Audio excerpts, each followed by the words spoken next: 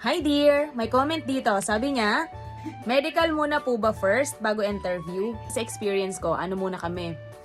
Interview muna kami bago kami nag-medical. Pagkatapos ng interview namin, ang mga nakapasa ay pumirma ng kontrata. Tapos noon, in-schedule na kami for medical. Magtatanong din ako sa mga kasama ko dito kung ganun din yung ginawa nila. YWA Human Resource Corporation po kami na agency. Pero baka depende po kung anong agency kayo nag-apply. Dear, anong naging process nyo? Medical bago interview or interview muna bago medical? Interview muna bago medical. Ikaw? Interview din po bago medical. Anong agency nyo, dear? YWA. Anong work nyo dito sa Japan? Electronics. Electronics assembler? Ano ang naging process nyo nung nag-apply kayo sa YWA? Ganito yun. Una, nagpasa kami ng resume. Tapos, nag-antay kami ng 3 months ako nag-antay. Sabay ba kayo na interview? Interview. Hindi. Hindi, first batch po June ako.